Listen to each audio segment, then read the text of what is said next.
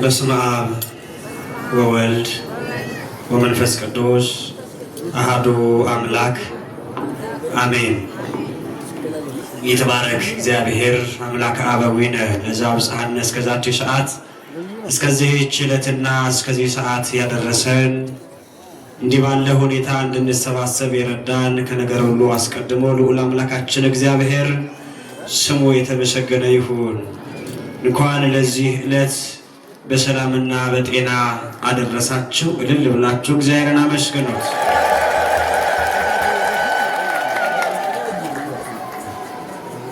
ክቡር አባታችን መላከ ሕይወት መምህር ታለጌታ የዚህ ቤተ ክርስቲያን ዋና አስተዳዳሪ፣ ክቡራን የጠቅላይ ቤተ ክህነት የሥራ ኃላፊዎች፣ የአዲስ አበባ ሀገረ ስብከት የለሚ ኩራ ክፍለ ከተማ የሥራ ክፍል ኃላፊዎች፣ እንደዚሁ የአድባራት የገዳማት አስተዳዳሪዎች፣ አባቶቼ ካህናት፣ ሊቃውንተ ቤተ ክርስቲያን፣ መምህራን፣ የሰንበት ትምህርት ቤት ወጣቶች፣ የሰበካ ጉባኤ አባላት፣ የሕንፃ አሰሪ ኮሚቴ አባላት፣ እንደዚሁ በዚህ ቅዱስ ስፍራ የተገኛችሁ እግዚአብሔር የሚወዳችሁ እግዚአብሔርን የምትወዱ የአምላካችን የቅዱስ እግዚአብሔር ቤተሰቦች፣ አባቶች፣ እናቶች፣ እህቶች፣ ወንድሞች፣ ሕፃናት ጭምር ሁላችሁ በወደደን ባፈቀረን በኃያሉ በልዑል እግዚአብሔር ስም ሰላም እላችኋለሁ። እንደምን አረፈዳችሁ? እንደምን ቆያችሁ? የቸርነት ባለቤት ልዑለ ባሕርይ አምላካችን ቅዱስ እግዚአብሔር ኃጢአት በደላችንን ሳይመለከት በምሕረቱ በቸርነቱ ጎብኝቶ በዕድሜያችን ላይ ዕድሜ ጨምሮልን በዚህ ቅዱስ ስፍራ የሰበሰበን ለዚህ ዕለት ያደረሰን ስሙ ለዘለዓለም የተመሰገነ ይሁን።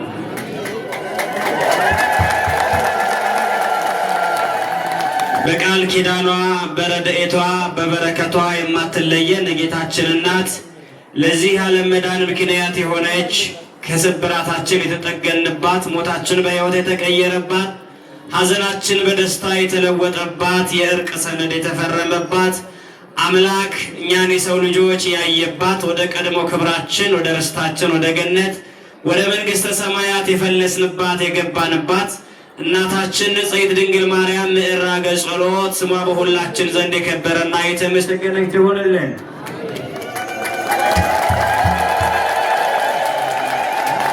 በዚህች ዕለት ዝክሩን ዘክረን መታሰቢያውን አድርገን ቃል ኪዳኑን አስበን የምናከብረው ገላናው መልአክ ቅዱስ ገብርኤል በሁላችን ዘንድ ረድኤቱና በረከቱ ይብዛልን። ቃል ኪዳኑ አይለየን።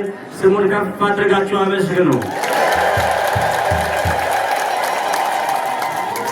እስኪ ሁላችሁም ይህንን ቃል ተቀብላችሁ በሉ። እነርሱ በሉ በእምነት የእሳቱን ኃይል አጠፉ። በእምነት የእሳቱን ኃይል አጠፉ። ስለ ቃሉ አምላካችን ቅዱስ እግዚአብሔር ስሙ የተመሰገነ ይሁን። ዕብራውያን መልእክት በምዕራፍ 11 ከቁጥር 33 ላይ ተጽፎ የምናገኘው ኃይለ ቃል ብርሃነ ዓለም ቅዱስ ጳውሎስ እንደጻፈልን እነርሱ በእምነት የእሳትን ኃይል አጠፉ አለ። ዕብራውያን ምዕራፍ 11 ቁጥር 33። በዚህ ቀን የምናከብረው በዓላችን ትልቁ ምስጢር አንደኛ የእግዚአብሔር አዳኝነት የተገለጠበት ዕለት። በዚህ ዕለት እግዚአብሔር ማዳኑን በልጆቹ ላይ ፈጽሟል፣ በአገልጋዮቹ ላይ አድርጓል። ሁለተኛ የሊቀ መልአኩ የቅዱስ ገብርኤል ተራዳይነት አዳኝነት የተፈጸመበት የተገለጠበት ዕለት ነው። ሶስተኛ የአናንያ አዛርያ ሚሳኤል የተባሉ የሶስቱ ወጣቶች ወይም ሕፃኖች የእምነታቸው ጽናት የተገለጠበት ዕለት ነው። ታኅሳስ 19 ቀን የሊቀ መልአኩ ቅዱስ ገብርኤልን ዓመታዊ በዓል የምናከብረው ዋናው አብይ ምክንያት እግዚአብሔር አዳኝነቱን የገለጠበት ቀን ስለሆነ ነው። የቅዱስ ገብርኤል ተራዳይነት የተነገረበት የታወጀበት የተገለጠበት ቀን ስለሆነ ነው። የእነዚያ የሰለስቱ ደቂቅ የሦስቱ ሕፃናት እምነታቸው ጽናታቸው የተገለጠበት ዕለት ስለሆነ ነው። ገናናው መልአክ ቅዱስ ገብርኤል ከሰባቱ ሊቃነ መላእክት አንዱ ነው። ገብርኤል ማለት የአምላክ አገልጋይ ማለት ነው። እስኪ በሉ ገብርኤል ማለት በሉ የአምላክ አገልጋይ ማለት ነው። የማን አገልጋይ? የአምላክ አገልጋይ። እንዲሁም ገብርኤል እግዚእ ወገብር የእግዚአብሔር አገልጋይ ማለት ሲሆን ሰው የሆነ አምላክ ምን ማለት ነው? ንገሩኝ እስኪ ምን ማለት ነው? ሰው የሆነ አምላክ ማለትም ጭምር። ስለዚህ ቅዱስ ገብርኤል ከሰባቱ ሊቃነ መላእክት አንዱ ሲሆን መላእክት በተሾሙባቸው በአስሩ ከተሞች እንደዚሁ በሦስቱ ዓለመ መላእክት ከተሰኙት ውስጥ በራማ የተሾመ መልአክ ነው።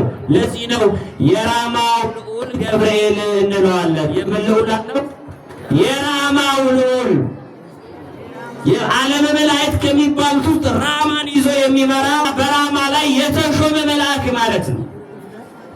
ይህ መልአክ በፍጥረት ታሪክ እግዚአብሔር ፍጥረቱን ከፈጠረ መላእክቱን ካስገኘ ከፈጠረ በኋላ ለምስጋና ለቅዳሴ አክብሯቸው ጸጋውን አብዝቶላቸው አሰልፏቸዋል።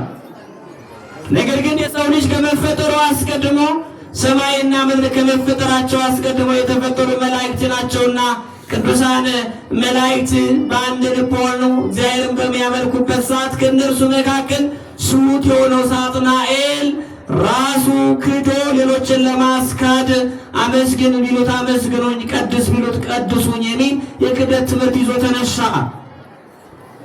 በዚህን ጊዜ በዚህ በዮሐንስ ራእይ በምዕራፍ 12 ላይ እንደተጠቀሰው ሚካኤልና መላእክቱ ዘንዶውን ተዋጉት፣ ዘንዶም ከእነርሱ ጋር ተዋጋ። ነገር ግን መላእክቱንና ሰራዊቶቻቸውን አልቻላቸውም። እነርሱም በእርሱ ላይ ድልን ተቀዳጁ። ከዚህ በኋላ ለመላእክቱ ስፍራ አልተገኘላቸውም። በሁሉ ስፍራ ለተልእኮ የሚፋጠኑ ሆኑ፣ ለምልጃ የሚወጡ የሚወርዱ ሆኑ። ለምስጋና እግዚአብሔር ልዑል አምላካችን በመንበሩ ፊት የሚቆሙ ቅዱሳን መላእክት በእምነታቸው ጸንተው ተገኙ።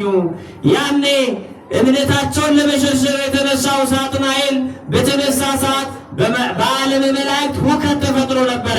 ይህንን የታወከውን ዓለመ መላእክት ያረጋጋ የመላእክትን ምስጋና ለማደነቃቀፍ ለማሰነካከል የተነሳውን ሳጥናኤልን በመቃወም ንቁም በበህላዌነ እስከ ንረክቦ ለአምላክነ ብሎ ለአምላክ ምስጋና ጸንቶ መቆም እንደሚገባ፣ በእምነት መጽናት እንደሚገባ፣ በእምነት ጸንቶ ልዑል አምላክ እግዚአብሔርን ማምለክና እርሱን ብቻ ማገልገል እንደሚገባ ቅዱስ ገብርኤል መሰከረ።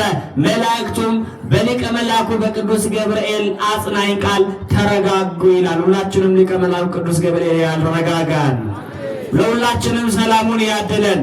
ከዚህ በኋላ ይህ መልአክ ለምስራት የሚላክ ለደስታ የሚላክ መልአክ ሆነ። ቅዱስ ገብርኤል ለዚህ ነው ፍሱሃ ገጽ ይባላል። ምን ይባላል አልኳችሁ? ፍሱሃ ገጽ፣ ደስተኛ የሆነ መልአክ ነው። ደስታን አብሳሪ መልአክ ነው። ቅዱስ ገብርኤል መጋቤ ሐዲስ ይባላል።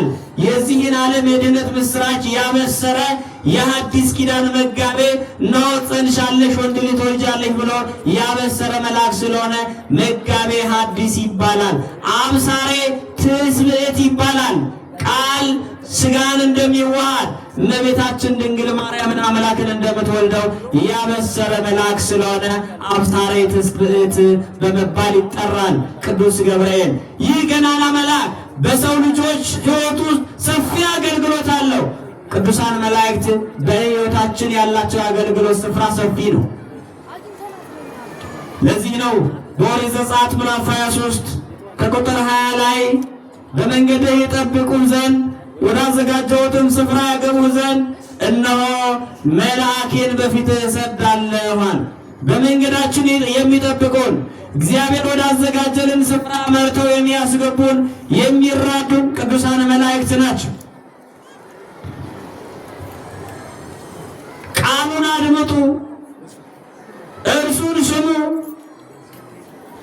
ስሜ በእርሱ ስለሆነ ይቅር አይልምና፣ ኃጢአት ብትሰሩ ይቅር አይልምና አታስመርሩት። እርሱን አድምጡት መልአኩን፣ እርሱን ስሙት መልአኩን። ስሜ በእርሱ ስለሆነ አለ እግዚአብሔር።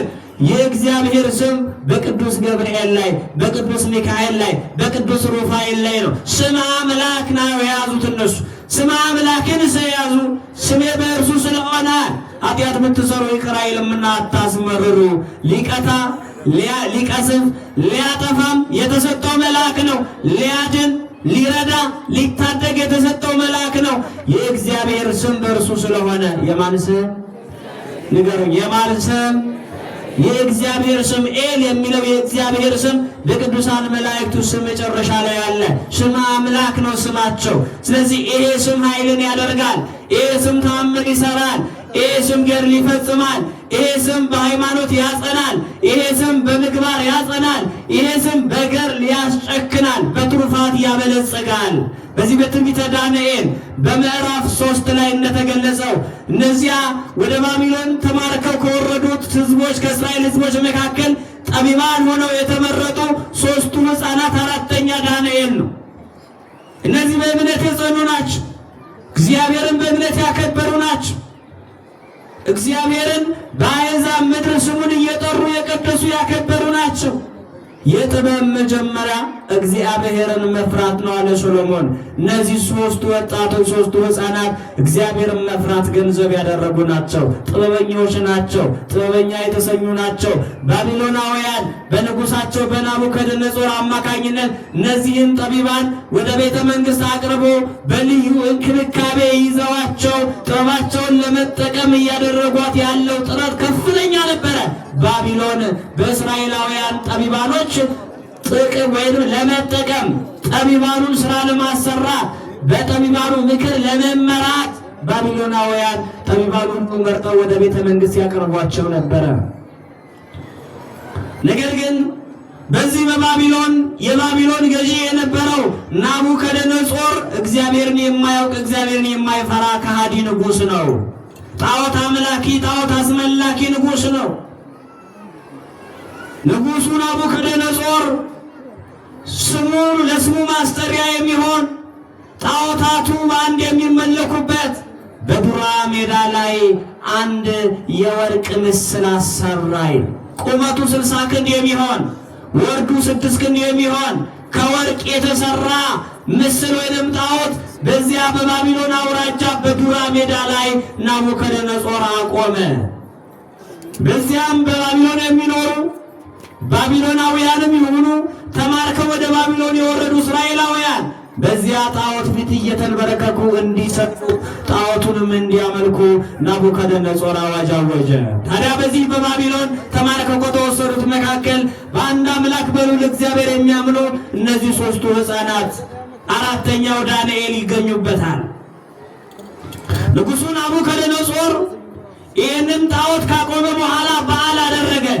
ነገሥታቱ፣ መኳንንቱ፣ መሳፍንቱ ሁሉ እንዲሰበሰቡ አደረገ።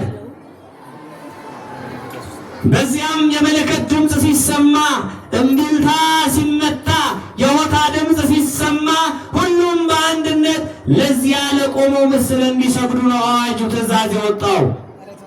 ይሄ አዋጅ ግን ፈተና የሆነባቸው ይህንን አዋጅ ለመቀበል ያልፈቀዱ 3ቱ ሕፃናት አናንያ፣ አዛርያ፣ ሚሳኤል በዚያ ይገኙ ነበረ። ልክ የመለከቱ ድምፅ ሲሰማ ንጉሡ በዙፋኑ ላይ ተቀምጦ መኳንንቱና መሳፍንቱ አለቆችና ታላላቆች ሁሉ በተሰበሰቡበት የመለከቱ ድምፅ ሲሰማ ሁሉ ባቢሎናውያን ለጣዖቱ ሲሰግዱ፣ እነዚህ 3ቱ ወጣቶች ግን አንሰግድም፣ የምናመልከው አምላክ ልዑል እግዚአብሔር ነው፣ እሱም ብቻ እናመልካለን፣ ለእርሱ ብቻ እንሰግዳለን፣ ንጉሡ ላቆመ ምስል አንሰግድም አሉ። አለመስገዳቸውን የተመለከቱ ባቢሎናውያን አለመስገዳቸውን ወደ ንጉሡ ቀርበው ነገሩት። ነገር ሰሩባቸው። በግዛት ከሚኖሩ ምርኮ ከተማረኩት ከእስራኤላውያን መካከል በአንተ ግዛት ውስጥ የሚኖሩ አንተ ከምትሰጣቸው የማዕድ የሚቋደሱ እነዚህ ሦስቱ ወጣቶች አንሰግድም ብለው በአንተ ላይ አምፀዋል አሉት ንጉሡ። ንጉሡ አስጠራቸው፣ ቀረቡ። እውነት ነውን አላቸው። እነሱም መለሱለት፣ አዎ ንጉሥ ሆይ። እየሰማችሁ ነው? አዎ ንጉሥ ሆይ፣ አንተና ሕዝቦች የምታመልኩ ጣዖታትን ነው። በሰው እጅ የተቀረጹ ዓይን እያላቸው የማያዩ፣ ጆሮ እያላቸው የማይሰሙ፣ እግር እያላቸው የማይራመዱ ግዑዛን ጣዖታትን ታመልካላችሁ። እኛ ግን የዓለሙ ፈጣሪ የእኛም ሆነ ያንተ የሕዝብህም ፈጣሪ የሆነውን ልዑል አምላክ እግዚአብሔር እናመልካለን። እኛ የምናመልከው እርሱን ነው አሉት ይላል ንጉሡን። ክብር ምስጋና ለአምላካችን ለእግዚአብሔር ይሁን። ንጉሡ ላቆምኩት ምስል የማይሰግድ ካለ ይቀጣል ብሎ ለመቀጣጫ የሚሆን እሳት አቀጣጥሎ እንደ እሳት ባህር የሚንቀለቀል የሚንበለበል እቶነ እሳት ነበረ። የእሳቱ ወላፈን ከምድር ወደ ሰማይ ከፍታው 49 ክንድ እንዲረዝም 7 እጥፍ አድርጋችሁ አቀጣጥሉት አለ። 7 እጥፍ አድርጋችሁ ጨምሩበት አለ። በዚህን ጊዜ ንጉሡ እነዚህን ለጣዖት አንሰግድም ያሉትን ለመቅጣት ለሌላውን መቀጣጫ እንዲሆኑ ውሰዷቸው አለ። ኃያላኑን መርጦ ጉልበታቸው የፈረጠመ ደረታቸው የሰፋ ከሰራዊቱ መካከል ለይቶ ንጉሡ እነዚህን 3ቱን ወጣቶች ሕፃናቱን ውሰዱ፣ ወደዚያ 7 እጥፍ አድርጎ ወደ ተቀጣጠለ ወደ እቶነ እሳት ጨምሯቸው፣ በዚያም ይቃጠሉ፣ ሌላውም እነሱን እያየ መቀጣጫ ይሆነዋል፣ መማሪያ ይሆነዋል ብሎ ንጉሡ ትእዛዝ ሰጠ። 3ቱን ሕፃናት 3ቱን ወጣቶች እጅና እግራቸውን በብረት ሰንሰለት አሰሯቸው። እነሱን በብረት ሰንሰለት አስረው ጉልበታቸው የፈረጠመ ጡንቻቸው ያበጠው ኃያላን የሆኑ የንጉሡ ሰራዊቶች መጡና ፈፍ አድርገው ወደ እቶነ እሳቱ አርቀው ወረወሯቸው። በዚህም ጊዜ እነዚህ ሕፃናት እነዚህ ወጣቶች ወደ እቶነ እሳቱ ሲጣሉ ለማየት የተሰበሰቡ ብዙ ባቢሎናውያን ነበሩ። በዚያ በተሰበሰበ ሕዝብ መካከል ባለው በዱራ ሜዳ ያለው ሕዝብ ሁሉ ይመለከት ነበር የሚሆነው። 3ቱ ሕፃናት ግን እምነታቸው የምናመልከውን አምላክ አንክድም፣ አንተ ከምታመጣብን መዓትና ቁጣ አንተ በእኛ ላይ ከምታደርሰው መከራ አንተ ወደ እቶነ እሳት እንድንጣል ብታደርገንም የምናመልከው አምላክ ከሚነደው እሳት ያድነናል፣ ባያድነንም ግን አንሰግድም አሉ ይላል። እስኪ በሉ የምናመልከው አምላክ በሉ። ድምፃቸው አይሰማም። የምናመልከው አምላክ ከሚነደው እሳት ያድነናል፣ በእሳት እንድንቃጠል በሉ ፈቃዱ ቢሆንም እንኳ እንቃጠላለን እንጂ ለጣዖት አንሰግድም። እስኪ በሉ ለጣዖት በሉ አንሰግድም። እስኪ ደግሞ ለጣዖት አንሰግድም። ክብርና ምስጋና ለአምላካችን ለእግዚአብሔር ለእምነታችን ጽ ታዲያ ንጉሡ እንዲህ ብሎ ዛተባቸው። እስኪ የምታመልኩት አምላክ ምን እንደሚያደርግላችሁ እናያለን። እምነታችሁ ሲያድናችሁ አያለው። የታመናችሁበት አምላክ ሲደርስላችሁ አያለው። ከእጄ ማን እንደሚታደጋችሁ ማን እንደሚያድናችሁ አያለሁ አለ። ከኃያላኑ እጅ ማን ያድነናል? ንገሩኝ፣ ማን ያድነናል? ከብርቱዎች እጅ ማን ያድነናል? እግዚአብሔር ሊያድነን የታመነ አምላክ ነው። እነርሱም በአምላካቸው ታመኑ። አስቡት፣ ትረካ አይደለም፣ ልብ ወለድ አይደለም። እውነተኛውን ነገር እየተረክን እየተናገርን ነው።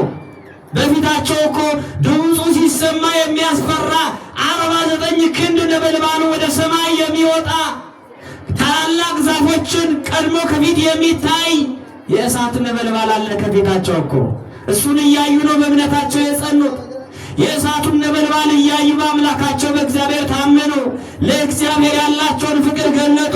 እግዚአብሔር አምላክን አንክድም እንቃጠላለን እንጂ። እንዲህ አይነቱን እምነት እግዚአብሔር ለሁላችንም ያድለን።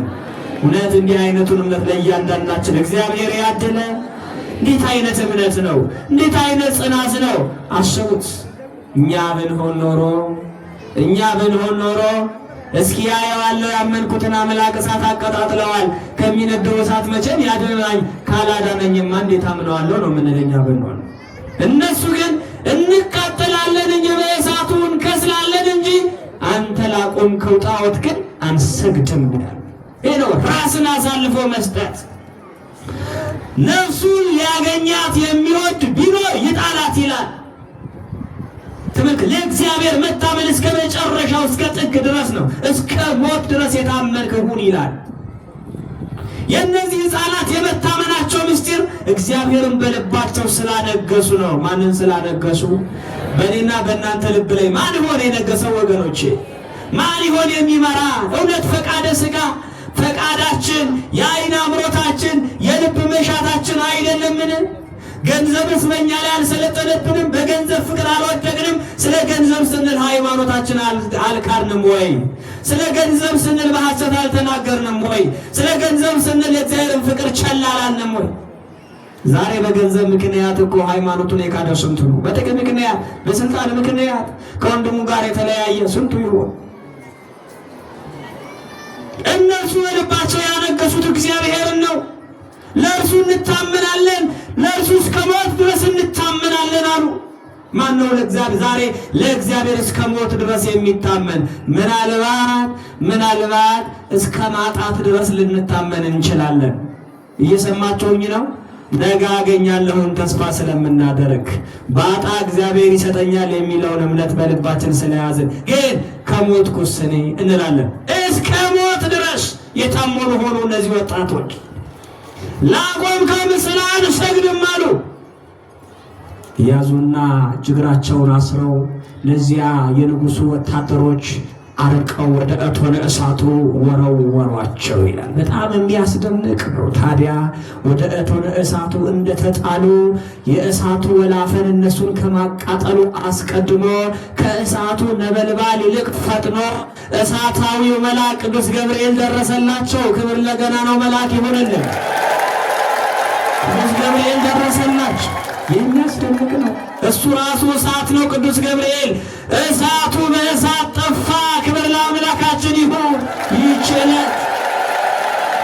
እንዴት ያውቅበታል እግዚአብሔር እሳቱን በእሳት አጠፋላቸው ይላል። እሳቱ እሳትነቱን አልተወም፣ ግቡን ቀየረ። የእሳቱ ነበልባል ይታያል። ነገር ግን የእሳቱ ነበልባል እነዚህን ሦስቱን ወጣቶች አልጎዳቸውም፣ አልነካቸውም። የለበሱት ቀሚስ አልተቃጠለም፣ የደረቡት መጎናጸፊያ አልተቃጠለም፣ ሰናፊላቸው እንኳን አልነካውም፣ የእሳት ጠረን እንኳን በላያቸው ላይ አላረፈም ይላል። እሳቱን እንደ ነፋስ አደረገላቸው። ክብር ለአምላካችን ይሁን። ናቡከደነፆር በሚንበለበለው እሳት ይቃጠላሉ ብሎ ወደ እሳቱ ጨመራቸው። የሚያመልኩት አምላክ ግን እሳታዊውን ብርሃናዊውን መልአክ ሰደደላቸው። መልአኩ እሳት ነው። እሳቱ በእሳት ጠፋ። እሳቱ በእሳት ቀዘቀዘ። እሳቱ በእሳት ግብሩን ለወጠ። እሳቱ ያቃጥል ነበረ።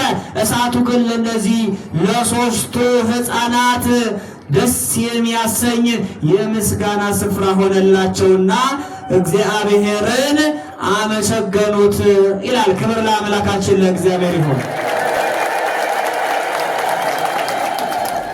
ስብሐት ለእግዚአብሔር እያሉ አምላከ አበዊነ እያሉ የአባቶቻችን አምላክ ይክበር ይመስገን፣ ያ አባቶቻችን የአብርሃም የይስሐቅ የያዕቆብ አምላክ ይመስገን እያሉ ለእግዚአብሔር በእሳት ውስጥ ሆነው ዘመሩለት። ክብር ለአምላካችን ይሁን። ለማን ዘመሩለት? የት ውስጥ ሆነው ንገሩኝ? ምን ውስጥ ሆነው? እንዴት አይነት ልባሞች ናቸው! እንዴት አይነት በእምነት ጠንካሮች ናቸው! እንዴት አይነት ጥበበኞች ናቸው! በእሳት ነበልባል ውስጥ ሆነው ለእግዚአብሔር ምስጋናን የሚያቀርቡ እግዚአብሔርን ከፍ አድርገው የሚያመሰግኑ የአባቶቻችን አምላክ ክብር ተመስገን እያሉ እግዚአብሔርን አመሰገኑት ይላል።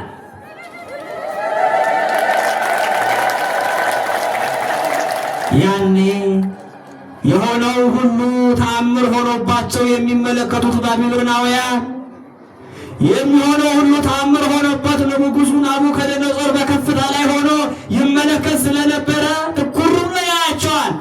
በእሳቱ ነበልባል መካከል እያሸበሸቡ እየተንቀሳቀሱ በጣም የሚያስደንቅ እኮ ነው። እግዚአብሔርን ያመሰግናሉ። በአዲስ ቅኔ እግዚአብሔርን አመሰገኑት። ይትባረክ እግዚአብሔር አምላከ አበዊነ አሉ። የአባቶቻችን አምላክ እግዚአብሔር ይባረክ ብለው የምስጋና ድምፅ የምስጋና ማዕበል ከእሳቱ ወላፈን ውስጥ አቀረቡለት። ያኔ ናቡከደነፆር አይኑ ፈዞ ይመለከታል። ትኩር ብሎ ያያቸዋል። አገልጋዮቹን ባለሟሎቹን ጠራና እናንተ አላቸው 3 ሰዎች እግራቸውን አስረን እንዲቃጠሉ ወደ እሳቱ ወላፈን ጥለናቸው አልነበረምን? አዎ ጥለን ነበረ። ታዲያ እኮ አሁን ሳያቸው ይላል በእጅና በእግራቸው ላይ የነበረው እስራት የለም። የተፈቱ 3 ሰዎችን ያለው ከእስራት የፈታቸው ገናናው ቅዱስ ገብርኤል ነው። አመስግኑት። ከታሰሩበት የእስራት ሰንሰለታቸውን የበጣጠሰ ቅዱስ ገብርኤል ነው። ይህ የእሳት ወላፈን የታሰሩበትን የብረት ሰንሰለት አቀለጠው። እነሱን የወረወሯቸውን የንጉሡን ባለሟሎች ከሩቅ የእሳቱ ወላፈን ወዲያው ነው የገደላቸው። እነዚህ ሕፃናት ግን የልብሳቸውን ጫፍ እንኳን እሳቱ አልነካቸውም።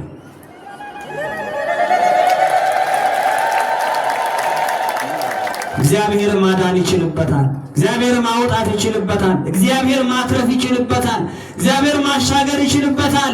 ለዚህ ነው አይለፍ ገነ ማእከለ እሳት ወማ ያለ ቅዱስ ዳዊት በእሳትና በውሃ መካከል አሳለፍከን ወደ ዕረፍትም አወጣሃና።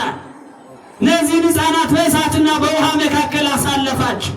በሚንበለበለው የእሳት ነበልባል መካከል እግዚአብሔር በደስታ እንዲዘምሩ አደረጋቸው። ፍስሐ ገጽ የሆነው ደስታ አብሳሪው መልአክ ደስ የሚያሰኘው መልአክ በሚንቀለቀለው የእሳት ወላፈን መካከል ተገኘ። 4ተኛ ሆኖ ተገኘ። እነዚህ ሕፃናት ከእስራታቸው የተፈቱ ሆነው አያለው። ደግሞ ማለት 3 ሰው ጥለን ነበረ፣ 4 ሆነው አያለው። 4ተኛውም ግን መልኩ የአማልክትን ልጅ ይመስላል። የማን ልጅ ይመስላል? እውነት ነው፣ የአምላክ ልጅ ነው ቅዱስ ገብርኤል። የአምላክ ባለሟል ነው ቅዱስ ገብርኤል። ሰማያዊ መልአክ ነው ቅዱስ ገብርኤል። ለእግዚአብሔርን በሚፈሩ ሰዎች ዙሪያ የሚረብ የሚዘፍን መልአክ ነው ቅዱስ ገብርኤል። ቅዱስ ዳዊት እንዳለ እግዚአብሔርን በሚፈሩ ሰዎች ዙሪያ የእግዚአብሔር መልአክ ይሰፍራል ይላል። እስኪ በሉ እግዚአብሔርን በሉ። በሚፈሩ ሰዎች ዙሪያ የእግዚአብሔር መልአክ ይሰፍራል። ማንን በሚፈሩ ሰዎች ነገሩ? ማንን በሚፈሩ ሰዎች? አያችሁት? ቅዱስ ገብርኤል ከኛ ጋር ነው የምንለው እግዚአብሔርን ስለምንፈራ ነው። እግዚአብሔርን በመፍራታችን ምክንያት፣ እግዚአብሔርን አምላክ በማድረጋችን ምክንያት ቅዱስ ገብርኤል ከኛ ጋር ለመሆኑ እርግጠኞች ነን። እስኪ በሉ ቅዱስ ገብርኤል በሉ። ከኛ ጋር ነው። ይገሙት ቅዱስ ገብርኤል ከኔ ጋር ነው። እኛ ማንን ስለምንፈራ? እኛ ማንን ስለምናመልክ? እግዚአብሔርን ስለምናመልክ። እነዚህ 3 ወጣቶች እግዚአብሔርን የሚፈሩ እግዚአብሔርን የሚያመልኩ ስለሆኑ ወደ እቶነ እሳት ቢጣሉም በእሳቱ መካከል አብሯቸው ቅዱስ ገብርኤል ገባ። ከእሳቱ ፍጥነት ይልቅ የቅዱስ ገብርኤል ፈጣንነት ቀደመ ይላል። ክብር ለአምላካችን። ተመልከቱ። አሁን ቅዱስ ገብርኤል የተሾመው በራማ በሰማይ በዓለመ መላእክት ወይም በራማ ነው አለ። እንግዲህ ከራማ ተነስቶ ቅዱስ ገብርኤል እዚያ ባቢሎን ወርዶ የእሳቱን ወላፈን እስኪያቀዘቅዝ ድረስ የእሳቱ ነበልባል አልደረሰባቸውም። ለምን? ከእሳቱ ነበልባል ይልቅ ቅዱስ ገብርኤል ፈጣን ስለሆነ። አጠገባቸው ካለው ከእሳት ነበልባል ይልቅ ሩቅ ነው ብለን የምናስበው ቅዱስ ገብርኤል ቅርብ ስለሆነ እንደ አይን ጥንሻ እንደ አይን ርግብ የሚፈጥን መልአክ ነው ቅዱስ ገብርኤል። እንዳይመስላችሁ በሁሉ ቦታ መልቶ የሚኖር ምሉ በኩል ላይ ማን ብቻ ነው? ንገሩኝ፣ ማን ብቻ ነው? እግዚአብሔር ብቻ ነው። መላእክቱስ ፈጣንያን ናቸው። ፈቃዳችንን ለመፈጸም ፈጣኖች ናቸው ከአይን ጥቅሻ በላይ። እስኪ አንድ ምሳሌ ልንገራችሁ። አሁን እዚህ ሆናችሁ እስኪ አሜሪካን አስቧት። ደረሳችሁ አልደረሳችሁም? ዘገያችሁ እንዴ? ትራንስፖርት አዘገያችሁ? መንገድ ተዘጋጋባችሁ? ደረሳችሁ አልደረሳችሁም? እስኪ በአንድ ጊዜ አዲስ አበባን አሁን ቃኟት እስኪ ባይምሯችሁ። አዳረሳችኋት አላደረሳችኋትም? በማይክሮ ሰከንድ ከዚህ ከኛ ሐሳብ በላይ መላእክት ይፈጥናሉ። ስለዚህ በየትኛውም ስፍራ የቅዱስ ገብርኤል እርዳታ ዛሬ የቅዱስ ገብርኤል ክብረ በዓል እኮ በየቦታው ነው፣ በየአድባራቱ ነው፣ ከሀገር ውጭም በመላው ዓለም ነው በዚህ ሰዓት የሚከበረው። ግን ሁሉ ቦታ ናና የራማው ልዑል ገብርኤል እንለዋል። ስንት ቦታ ይደርሳል ብሎ የሚጠራጠር ሞኝ ሰው አለ። የኛ ሐሳብ በአንድ ጊዜ ብዙ ቦታ ላይ መፍጠንና መድረስ እንደቻለ ሁሉ ከኛ ሐሳብ በላይ የመላእክት አገልግሎት ይፈጥናል። እስኪ በሉ ከኛ ሐሳብ በላይ በሉ። ድገሙት። ከኛ ሐሳብ በላይ መላእክት ይፈጥናሉ። ማን ይፈጥናሉ? እስኪ መንግስተ ሰማያትን ድረሱ። ደረሳችሁ አልደረሳችሁም? ዘገያችሁ? በሐሳብ ከዚህ ሐሳብ በላይ መላእክት ፈጣኖች ናቸው። ቅዱስ ገብርኤል ለሁላችንም ይድረስልን። ይህኔ ናቡከደነጾር እየጠቀለልኩት ነው ትምህርቴ። ናቡከደነጾር እንዲህ አለ፣ ተገረመ፣ ተደነቀ። እንዲህማ ከሆነ ከእሳት የሚያወጣ አምላክ ነው የሚያመልኩት እውነትም አለ። እውነትም የሚያመልኩት አምላክ አዳናቸው እንዴ? እውነትም የሚያመልኩት አምላክ መልአኩን ላከላቸው እንዴ? አለና ወደ እሳቱ ቀረብ አለና ስማቸውን በባቢሎናዊ ባህል ቀይረውት ነበረ። አናንያ አዛርያ ሚሳኤል የሚለውን ሲድራቅ ሚሳቅ አብደናጎ ብለዋቸው ነበረ። ከፍ አድርጎ ድምፁን ንጉሱ ሲድራቅ ሚሳቅ አብደናጎ ኑ ውጡ ከእሳቱ ውስጥ አላቸው። ዋና ገብቶ እንደሚወጣ ሰው ጠራቸው። እሳት ውስጥ እኮ ነው የሚዋኙት እነሱ። ማን ከነሱ ጋር ስለሆነ ነው? ቅዱስ ገብርኤል ማለት ነው። ማን ከነሱ ጋር ስለሆነ? ወገኖቼ በኃጢአት ባህር እንዳንሰጥም የሚያደርገን የሚጠብቀን ቅዱስ ገብርኤል ነው። በዚህ ዓለም የክፋት ባህር እንዳንሰጥም የሚያደርገን ቅዱስ ገብርኤል ነው። ናቡከደነጾር እንዲህ አለ፣ ኑ ውጡ፣ እናንተ ያመለካችሁት አምላክ እውነተኛ አምላክ ነው። ኑ ውጡ፣ እናንተ የተገዛችሁለትን አምላክ እኔ የምገዛለት ሕዝብ የሚገዛለት ዘንድ ፈቃዴ ነው አለ። እንዲህ ብሎ ንጉሡ ናቡከደነጾር የአመፀኛ ንጉሥ እኮ ነው። እንዲህ ብሎ ምስክርነት ሰጠ። አመስግኑት እግዚአብሔር። የንጉሡ የናቡከደነጾርን የአመፀኛውን ንጉሥ በእግዚአብሔር ኃይል እንዴት እንደተማረከ በመልአኩ አገልግሎት እንዴት እንደተማረከ ነው። ቃሉን ብቻ ላንብብላችሁና ልጨርስ። እንዲህ ይላል በዚህ በመጽሐፈ በትንቢተ ዳንኤል በምዕራፍ 3 ቁጥር 94 ላይ ናቡከደነጾር መልሶ ይላል መልአኩን የላከ። ተመልከቱ፣ አሁን እግዚአብሔር የለም የሚል ንጉሥ እግዚአብሔር መላእክትን እንደሚልክ አመነ ማለት ነው።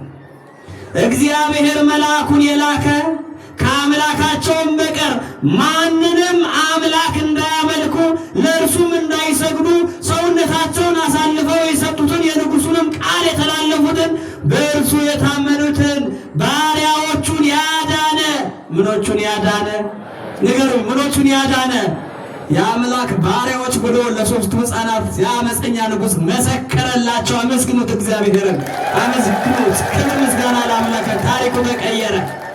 ባሪያዎቹን ያዳነ የሲድራቅ የሚሳቅ የአብደናጎ አምላክ ይባረካል ንጉሡ ይላል። አመስግኑት እግዚአብሔርን። እግዚአብሔር የለም የሚል ንጉሥ እግዚአብሔርን አመስጋኝ ሆነ። ራሱ ለእግዚአብሔር ዘማሪ የሆነ ንጉሡ ናቡከደነጾር። እንዲህ አይነት ፍቅር እግዚአብሔር ለሕዝቡ ያሳያል። እንዲህ አይነት ኃይልን እግዚአብሔር ለሕዝቡ ያሳያል። ይህን ካለ በኋላ ንጉሡ ናቡከደነጾር እንዲህ የሚል አዋጅ በሕዝቦቹ ላይ አወጀ። እኔም እንደዚህ የሚያድን ሌላ አምላክ የለምና አለ። በሲድራቅና በሚሳቅ በአብደናጎ አምላክ ላይ የስድብን ነገር የሚናገር ወገንና ሕዝብ በልዩ ልዩ ቋንቋም የሚናገር ሁሉ እጅግሩ ይቆረጣል፣ ቤቶቹም የጉድፍ መጣያ ይደረጋሉ ብዬ ከዚህ በኋላ አዝዣለሁ አለ ንጉሡ ይላል። ክብር ለአምላካችን ይሁንልን። እግዚአብሔርን የሚያመልክ አንድም ሰው በግዛቴ እንዳይኖር እንዳይኖር ብሎ ይዚት የነበረ ንጉሥ ዛሬ ተገልብጦ የእግዚአብሔርን ስራ ስላየ የመልአኩን አዳኝነት ስላየ የእነዚህን የሶስቱን ወጣቶች የእምነታቸውን ጽናት ስላየ አዋጁን በአዋጅ ቀይሮ ከዛሬ ጀምሮ በግዛቴ በባቢሎን ላይ ማን ይመለካለ? ንገሩኝ፣ ማን ይመለካለ? ማንን እናክብረው አለ? ቅዱስ ገብርኤልን እናክብረው፣ እግዚአብሔርን እናምልከው። እምነታችን እንደነዚህ እንደ ሶስቱ ሕፃናት እንደ ሲድራቅ እንደ ሚሳቅ እንደ አብደናጎ አንድ አምላክን ማመን ይሁን ብሎ ንጉሡ አዋጅን አወጀ ይላል። ለአምላካችን ክብር ስጡት፣ አመስግኑት። ከዚህ በኋላ ንጉሡ የወሰደው እርምጃ እንዲህ ነው። የዚያንም ጊዜ ንጉሡ ሲድራቅና ሚሳቅ አብደናጎን በባቢሎን አውራጆች ሁሉ ላይ ከፍ ከፍ ከፍ ከፍ አደረጋቸው ይላል። እግዚአብሔር ሲያከብር እንደዚህ ነው። ምስጋና ለስሙ ይሁን። እግዚአብሔር ያክብረን ሁላችንም በእውነት። ማን ያክብረን? እስኪ ማን ያክብረን? ማን ይውደደን? እግዚአብሔር ሲወደን ጠላት ወዳጅ ይሆንልናል። እግዚአብሔር ሲያከብረን የናቁን ሰዎች ያከብሩናል። እግዚአብሔር ሲሾመን፣ እግዚአብሔር ሲሸልመን የተዘባበቱብን ሰዎች ከፍ ከፍ የሚያደርጉን ይሆናል። እግዚአብሔር ለሁላችንም ሞገስ ይሁነን። እግዚአብሔር ለሁላችንም ኃይልና ጥበብ ይሁነን። እነዚህን ሕፃናትን የታደገ መልአክ ቅዱስ ገብርኤል እኔና እናንተንም ይታደገን። በቅዳሴያችን ላይ ተውህቦ ምሕረት ለሚካኤል ወብስራት ለማ ለገብርኤል። ብስራት ማለት ደስታ ነው። ደስታ አምሳሪ መልአክ ወሀብተ ሰማያት ለማርያም ንግል፣ የሰማያት ሀብት ለድንግል ማርያም፣ ምሕረት ለቅዱስ ሚካኤል። ደስታን ማብሰር፣ ደስታን ማላበስ፣ ደስተኛ ማድረግ ለቅዱስ ገብርኤል ተሰጠው ይላል። አመስግኑት እግዚአብሔርን። ደስተኛ መሆን ትፈልጋላችሁ? እስኪ እኔ ደስተኛ መሆን እውነተኛ ደስታ የዓለም ደስታ በሐዘን ይቀየራል። ግድ የላችሁ። የዓለም ማግኘት በማጣት ይቀየራል። የዓለም ክብርና ዝና በውርደት ይቀየራል። ሁሉ ባዶ ይሆናል። እኔ የምላችሁ እውነተኛውን ነው። እኔ ደስተኛ መሆን እፈልጋለሁ የሚል እውነተኛ ደስታ መልአኩ ቅዱስ ገብርኤል የሚሰጠውን ደስታ ማለት ነው። እጁን ያሳየኝ። እኔ ደስተኛ መሆን እፈልጋለሁ። ከፍ አድርጉት እስኪ፣ ከፍ አድርጉት እስኪ በአንድ ድምፅ እኔ በሉ። እኔ ደስተኛ መሆንን እመርጣለሁ። የደስታ መልአክ ማን ነው አልኳችሁ? ቅዱስ ገብርኤል በሉኝ። የደስታ መልአክ ማን ነው? አይሰማም። የደስታ መልአክ ማን ነው? እነዚህን የተዘረጉ እጆችና የመሰከሩ አንደበቶችን ሁሉ ቅዱስ ገብርኤል ደስታ ይሞላባቸው። አመስግኑት ይህንን መልአክ፣ አመስግኑት ይህንን መልአክ፣ ከፍ አድርጋችሁ አመስግኑት። ቅዱስ ገብርኤልን ይዞ ሐዘን የለም፣ ስብራት የለም፣ ሞት የለም፣ ፍርሃት የለም። የኃጢአትን ባህር የሚያሻግር መልአክ ቅዱስ ገብርኤል ከኔና ከእናንተ ጋር ነው። አመስግኑት። ከእኛ ጋር ነው። ኦርቶዶክሳውያን እመኑ። ይህን የሚነግረን መጽሐፍ ቅዱስ ነው። አሕዛባዊው ሃይማኖት የሌለው ናቡከደነፆር ሳይቀር መሰከረ እኮ። መላእክት በሕይወታችን በዘመናችን ሁሉ የሚራዱ መላእክት ናቸው። ያኔ ቅዱስ ገብርኤል በእሳት መካከል እንደተገኘ ለኢየሱስ ክርስቶስ ምሳሌ ሆኖ እነዚህ ሦስቱ ሕፃናት ለዘመነ አበው፣ ለዘመነ መሳፍንት፣ ለዘመነ ነገሥት ምሳሌ ሆነው ይጠቀሳሉ። እነዚህ ሁሉ ሲፈጸሙ አራተኛው የአማልክት ልጅ በእሳቱ መካከል እንደተገኘ ዘመነ አበው፣ ዘመነ መሳፍንት፣ ዘመነ ነገሥት እንደተፈጸመ 5500 ዘመን እንደተፈጸመ ወልደ አምላክ የአምላክ ልጅ የሆነ መድኃኔ ዓለም ኢየሱስ ክርስቶስ ከሥጋ ማርያም ተወልዶ ከባሕረ እሳት አዳነን። እኔና እናንተን። ክብር ለአምላካችን ይሆነን። መለኮታዊ ምስጢር እሱ ነው። መለኮታዊ ምስጢር ከሲኦል እሳት ያዳነን ማን ነው? የድንግል ማርያም ልጅ ኢየሱስ ክርስቶስ። ቅዱስ ገብርኤል የእግዚአብሔር ወልድ የኢየሱስ ክርስቶስ ምሳሌ ሆኖ ይጠቀሳል። ሦስቱ ሕፃናት የሦስቱ ዘመናት ምሳሌ ሆኖ ይጠቀሳሉ። ናቡከደነፆር የዲያብሎስ ምሳሌ ሆኖ ይጠቀሳል። ናቡከደነፆርን በኃይሉ እንደማረከ ዲያብሎስን በአጸ መስቀል ነድፎ እንደማረከ ሲኦልን በርብሮ ነፃ እንዳወጣ ለኢየሱስ ክርስቶስ አዳኝነቱ ይገለጣል ማለት ነው። ወገኖቼ ክብር ለአምላካችን ለእግዚአብሔር ይሆንልን። መድኃኔ ዓለም ኢየሱስ የተመሰገነ ይሁን። እስኪ የተቀመጣችሁ ብድግ በሉና በዙሪያም ያላችሁ ሰዎች ሁላችንም ቅዱስ ገብርኤል ለሁላችንም ደስታ ያላብሰን። አሜን በሉ እስኪ። ቅዱስ ገብርኤል በሉ ደስታ ያላብሰን። እነርሱ በሉ በእምነት የእሳቱን ኃይል አጠፉ። እነዚህ ሕፃናት ደስ ይላሉ፣ ደስ አይሉ? ደስ ይላሉ፣ ደስ አይሉ? የደረሰላቸው መልአክ ደስ ይላል ደስ አይልም? ያዳናቸው እግዚአብሔር ደስ ይላል ደስ አይልም? ደስ ይላል። እግዚአብሔር የተመሰገነ ይሁን። አመስግኑት ይህንን መልአክ። ክብር ምስጋና ለዚህ መልአክ ይሁንልን። ይህንን መልአክ ከፍ ከፍ አድርጉት ወገኖቼ።